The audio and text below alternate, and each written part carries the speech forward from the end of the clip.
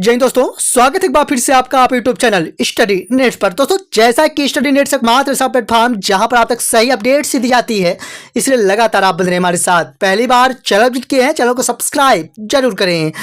दोस्तों, जैसा कि उच्च पद प्रभार की जो प्रक्रिया है वह अंतिम चरणों में है और ठीक इसी प्रकार से जैसा कि बताया गया था कि अतिशेष शिक्षकों के कमी वाले शालाओं में काउंसलिंग के माध्यम से पदस्थ किया जाना है। और ठीक इसी प्रकार से लोक शिक्षण संचालनालय मध्य प्रदेश की ओर से 23/8/2024 की स्थिति में आदेश जारी किए जा चुके हैं, जिस पर समस्त संभागीय संयुक्त संचालक सहित समस्त जिला शिक्षा अधिकारी मध्य प्रदेश के लिए महत्वपूर्ण रूप से पत्र जारी किए गए हैं। और जिस पर बताया गया है कि अधिकारियों एवं कर्मचारियों की स्थानांतरण नीति जो कि वर्ष 2022 में जारी की गई थी, जो कि दिनांक 8/9/22 के कंडिका 3.2 के क्रम पर अतिशेष शिक्षकों की कमी वाले शालाओं में यहाँ पर पदस्थ किया जाना है। और फाइनली यहाँ पर हम देखें तो ऐसे शिक्षक जो कि अतिशेष की स्थितियों में आ रहे हैं, उन्हें नई विद्यालयों में या फिर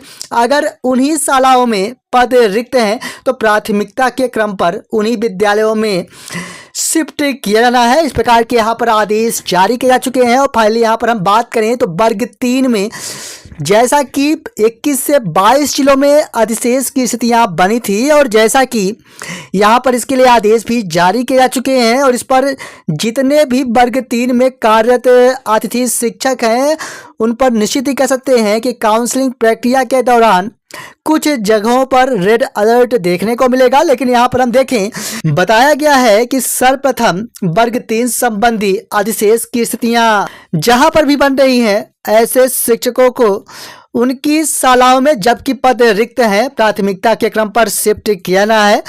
अगर किसी कारणों से पद रिक्त नहीं है तो अपने जिले में काउंसलिंग प्रक्रिया के तहत पार्टिसिपेट कर सकते हैं।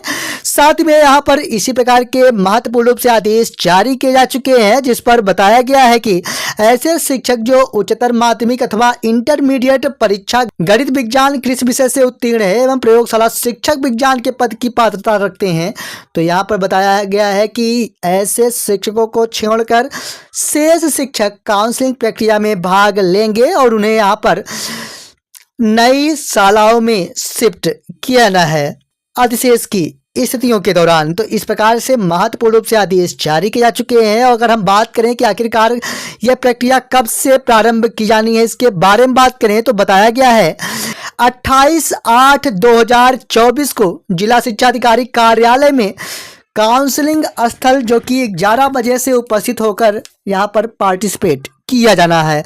अगर हम इसके बारे में देखें कि क्या कुछ और भी स्थितियां बताई गई हैं तो बताया गया कि काउंसलिंग जो है वह प्रातः 11 बजे से प्रारंभ होनी है और जिस पर गणित विज्ञान कृषि विषय के अहर्ताकारी सहायक शिक्षक, अन्य विषयों के अहर्ताकारी सहायक शिक्षक, साथ ही में गणित विज्ञान कृषि विषय के अहर्ताधारी प्राथमिक शिक्षक और अन्य विषय के अहर्ताधारी प्राथमिक शिक्षक जो उपरोक्तानुसार चरणों में क्रम से संपादित की जाएगी।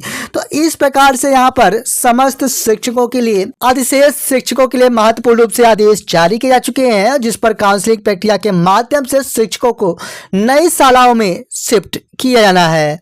इसी प्रकार की सही अपडेट्स पाते रहने के लिए चैनल को जरूर सब्सक्राइब करें ताकि सही अपडेट्स आप तक पहुंचती रहे। लेकिन यहाँ पर बताया गया कि अधिशेष शिक्षकों द्वारा काउंसलिंग दिनांक 28/8/24 में चयन की गई शाला संबंधी घोषणा, जिस पर जिले का नाम, लोक सेवक का नाम, पद नाम, यूनिक ID, साथ ही में अन्य चीज़ें यहाँ पर मांगी गई है और प्रमाणीकरण भी मांगी गई है कि 28/8/24 को आयोजित काउंसलिंग प्रक्रिया में आपकी तरह भाग लिया जा चुका है।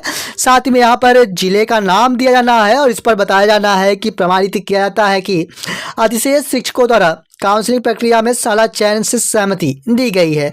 और यहाँ पर सरल क्रमांक, नाम, पदनाम, यूनिक ID सहित स्कूल के नाम व आयुडाइज कोड और साथ में रिमार्क भी दिया जाना है। तो इस प्रकार के आदेश जारी किए गए हैं। निश्चित ही कह सकते हैं कि अधिशेष की जो स्थितियां थी उसमें से ऐसे शिक्षकों को नई शालाओं में पदस्थ किया जाना है। तो ये कुछ महत्वपूर्ण आदेश हैं जो हम आप तक दिए। पूरे यकीन के साथ किस वीडियो के साथ आप स्पष्ट हो पाए होंगे। लेकिन अगर आपका कोई कीमती सुझाव है या प्रश्न है या फिर समस्या है तो कमेंट बॉक्स में जरूर दें। मिलेंगे आप सब एक और नई वीडियो के साथ, तब तक के लिए धन्यवाद।